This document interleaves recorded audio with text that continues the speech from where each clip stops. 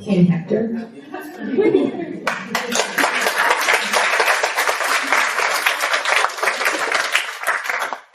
To know Hector is to feel listened to and cared for, while never missing a beat for a laugh.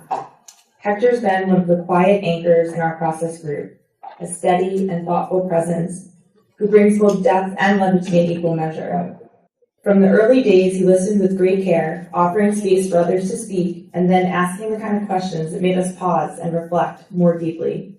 His listening isn't passive, it's intentional, generous, and sharp. Hector's humor is always well-timed and always humanizing, whether it's handing out those questionable napkins from Hilltop, to wipe away tears, thoughtful gifts of keychains from Peru, sharing Grayson's milestones or the impact of his sleep patterns on Hector's schoolwork, or keeping us all updated on the latest football games or Marvel movies. Hector reminds us that connection is built not just through emotion, but through shared joy in everyday moments. Over time, we watched Hector's quiet evolve into a powerful, humble confidence.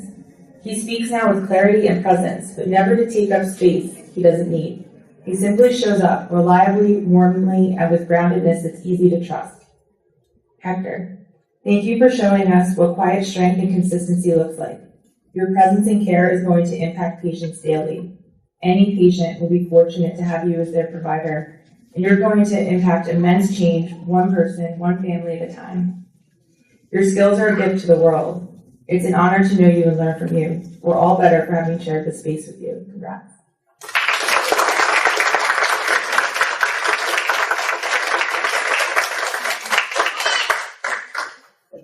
On behalf of the class, Hector was selected tonight.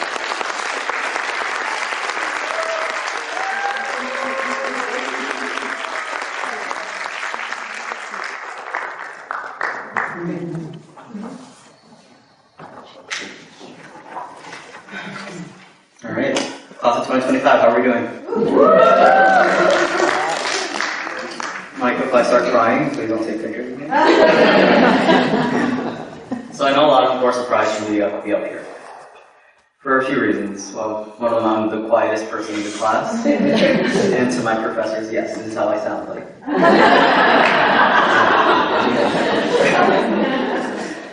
So, someone very wise once said, I wish there was a way to know you're in the good old days before you've actually left them. And for my Suits fan, yes, that was Andy from The Office. Like many of us in my cohort, my journey to become a genetic counselor began 3 years ago when I first graduated from college. And I remember that day like it was yesterday. I sat alone in the back of the Yankee Stadium in a sea of purple, looking at everyone as they cheered and hugged each other. And I remember that being the saddest and proudest day of my life. I was proud of myself for having survived the last 4 years of what was an incredibly hard pandemic and everything. But also sad that I was alone in the back, having no friends to be able to hug and cheer, having someone to look at and say, we did it. When I started this program, I expected my experience to be no different than college. In college, I learned that commuters exist in Marin. So I expected my days to be me waking up, jamming out in the car, going to school, sitting alone back in class, and then heading straight home. I never imagined that at grad school, my life would change completely, and I would finally find a community where I could fit in. Never did I imagine that I would meet 11 of the greatest people I've ever known, and be able to finally have 11 people I could call my friends. Before this program, I was on a journey. I'm not the journey of figuring out where I will be in my career, but a journey to understand and accept who I was as a person. Throughout my life, things weren't easy. Not a lot of people know this, but where I grew up, society was tough. I'm not, as you guys can tell, not the tallest, not the strongest person. So I didn't really fit in anywhere growing up. I was taught to stay quiet and hide who I was, to change who I am, so that somewhere along the line, society would accept me for who I am. I was taught to be careful with how I dressed, all in hopes that maybe, finally, I would fit in and someone would take me in. But when I started this program, and I met all of you, I was taught the opposite. This group of 11 strangers who I met up there for the first time ever, who had no obligation to take me in or even make me a friend, taught me to not be embarrassed by who I was. It taught me to embrace my true self and not be afraid to smile, and more importantly, show the world who I am. This program, its faculty, and more importantly, my friends, changed me for the better. And I'm immensely grateful for that. I know that, like mine, this journey hasn't been easy for any of us. We've all faced hardships and challenges to get where we are today. And many of us had to say goodbye to people we loved along the way, people we wish could be here with us to celebrate this moment. But through it all, we made it. One way or another, we found strength in each other and created something more than just a class. We built a family. And as a family, I know that whatever the world throws our way, regardless of the distance, we'll be okay. Because as long as we're together, nothing else will matter. So, as we step out into this new world in a few minutes as genetic counselors, I really hope we don't lose sight of the values that brought us here today. Just as each of you helped me feel safe with who I am, I know you'll do the same for your patients. And I know you'll empower them to embrace who they are, like you did once with me. And through that, help move the field of medicine into something more inclusive and more human. So as I stand here today, seconds away from finishing my speech, I can't help but feel the same way I did 3 years ago. That mix of pride and sadness still consumes me, but it's different now. I'm not proud of myself anymore. I'm proud of 11 other people who I can now call my friends and my family. And I'm sad that in a few seconds, in a few minutes, this moment will come to an end.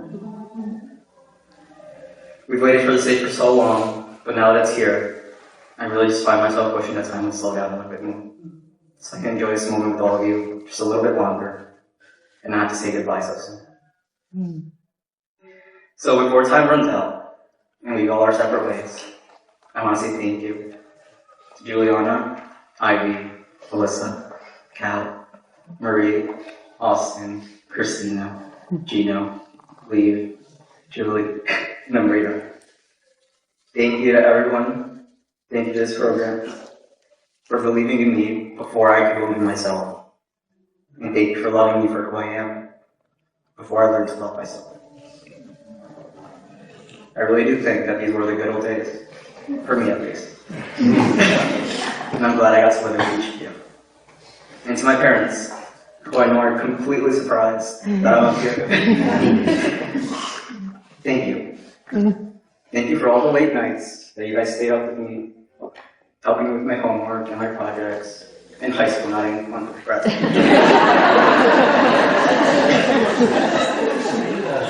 Thank you for all the hard work and sacrifices you all made along the way. I know it can't be easy leaving your families to give us a better life. So, Mom, Dad, this is for you. Thank you.